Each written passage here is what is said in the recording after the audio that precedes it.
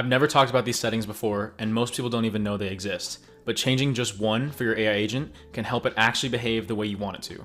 So in this video, we're going to be breaking down these 8 hidden settings that you need to start using when you're building AI agents. Okay, so let's just get right into it. We're looking at these 8 different settings that you can actually find within the chat models or the brains for your AI agents. So right here, if I click into OpenRouter and I click on Add Option, you can see that we have these 8 options right here, which are frequency penalty, maximum number of tokens, response format, presence penalty, sampling temperature, timeout, max retries, and top P. So we're going to break these down. And before we start breaking them down, I just wanted to highlight something real quick. So right here, we're looking at like Claude Sonnet 4, right? And we're doing this through OpenRouter.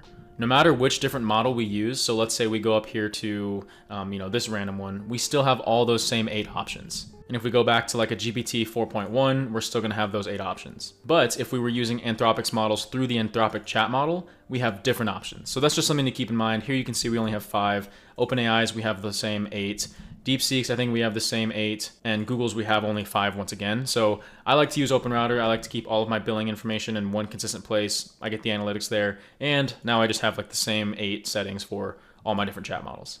Anyways, just wanted to get that out the way. So we're going to be talking about OpenRouter today, and let's just get started with the first one, which is frequency penalty. And by the way, if you want to download this doc where I have articles about each of these settings and a summary table, when to use them, that sort of stuff, you can get this in my free school community. Link for that will be down in the description. And once you join the free school, just come up here and search for the title of this video, and then you'll find that PDF right there. But anyways, the first one is frequency penalty, and what this does is it discourages the model from repeating the same words or phrases. If I click into this and we add frequency penalty, you can see that by default it's at 0, which means that repetition is likely. And the highest you can go up to is 2, so if I put 3, it would just go to 2. But when you're at higher, closer to 2, it makes the repetition less likely, while negative values encourage repetition. So you could even put in something like -2, and now the model is encouraged to repeat words and phrases. But like I said, the default here is just going to be 0. Okay, so the next one we're looking at is maximum number of tokens. And what this does is it sets the maximum length for the model's response. So that way you can kind of control, if you don't want them to write a whole novel for you every time and blow through your tokens and your credits, then you can set what's the maximum that they can actually output. So maybe you have like, you're trying to send a message through Telegram and it only has 1,000 token limit in Telegram. Then you can say, oh, okay, this agent needs to only output 1,000 tokens max. And we can just add that option, maximum number of tokens, and put that in right there. And here you can see the default is -1, which means if it's set here, it basically just has no limit. The actual limit depends on the AI model that we're using. But if we want shorter, more concise answers, we could say, okay, I only want you to output 200 tokens, which really isn't that much. As you can see, a token is roughly 4 characters or 3/4 of a word. All right, next up we have response format, which is basically how do we want the AI model to respond. There's only really 2 options here, which are either text or JSON, and pretty much always I think you're going to leave this on text. If you want them to output JSON, usually what you would do is you just come into the AI agent, require a specific output format, and then just connect a JSON kind of structured output parser. I think that's a little bit easier to set up, but it's cool to see that you do have that option in here as a response format. But I guess what's cool about this is that it guarantees the message model comes out in valid JSON. So maybe if your model is sending you a lot of like new lines and it's breaking the body or quotation marks, this may be able to help with that a little bit. All right, the next one is presence penalty. So this basically penalizes the model for using a word that it's already used. So kind of similar to the frequency penalty of like repeating things, but a little bit different. So if you want highly varied language for like brainstorming or creative writing, you would basically decrease this presence penalty. So basically, this is going to encourage diverse word choices. And what's also cool about this is you don't have to look at this doc. You could also hover over the question mark on each of these options to see what they do. So right here it says positive values penalize new tokens based on whether they appear in the text so far, increasing the model's likelihood to talk about new topics.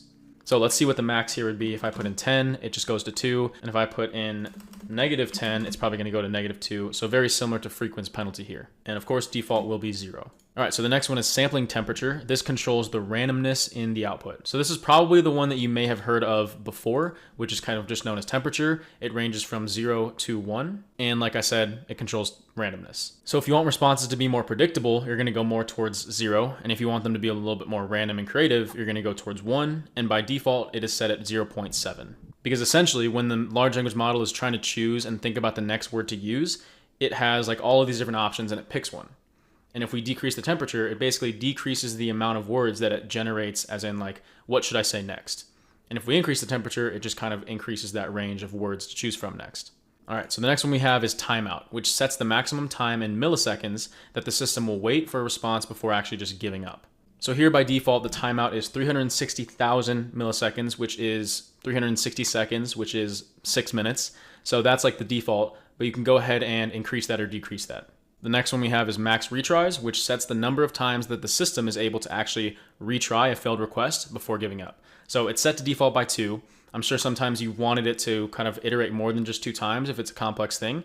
So you could go ahead and raise that. Or you could say, if you fail on the first time, I don't want you to try again. Just tell me that you can't do it. So I'm not sure what the limit is. I went to 100 and it didn't change me. I went to 500 and it didn't change me back. So you can set a maximum number of retries. Just be careful because if the system does decide it needs to retry 500 times, that could add up as far as cost goes. And then finally, what we have down here is top P, which is a little bit confusing because it sounds very similar to temperature. And just as a quick note, it's generally recommended to change either the temperature or the top P, but probably not both. And as you can see right here, this says that it controls the diversity via nucleus sampling. 0.5 means half of likelihood weighted options are considered. And we generally recommend altering this or temperature, but not both. So like I said, it feels a little bit redundant with sampling temperature, so I would probably just opt for changing this rather than top P. Okay, so some of these options are kind of hard to demo and probably pretty boring, like maximum number of tokens or max retries. I think temperature is a pretty cool one to play around with, but let's just go ahead and try something with presence penalty, which if we remember, if we go back to the doc real quick, this one penalizes the model for using any word that's already used. So higher values are going to be less repetitive, more creative, and lower values will be more repetitive. So let's just try real quick and go with a -2. And let's just ask it to make us a poem. All right, so I'm asking it to write me a poem about nature, and I told it to make it repetitive wording, even though the presence penalty is -2, so it's by nature going to be a little bit more repetitive. But as you can see, we have again, again, again, again, the sun, again, the sky. Okay, so that's really interesting. Now let's go in here and make this 2, which is going to be the most creative and most random.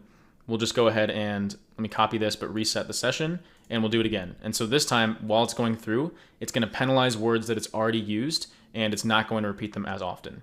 So this is a much less repetitive poem, even though we did tell it to make it repetitive wording. So like I said, I don't want this video to go too long, and I'm not going to demo all of them. Definitely feel free to go grab that PDF so you can go ahead and look at how they all work, some sample use cases of them, a nice summary table, stuff like that. But hopefully, if you didn't know about these settings, you now have an idea of, okay, I had an agent where it was repeating stuff, and I want to be able to fine-tune that behavior a little bit. So definitely get in there, play around with these settings with your AI agents, and let me know if it helps. So that's going to do it for this one. Hopefully you guys enjoyed and learned something new. If you did, please give it a like. It definitely helps me out a ton. And as always, I appreciate you guys making it to the end of the video. I'll see you all in the next one. Thanks, everyone.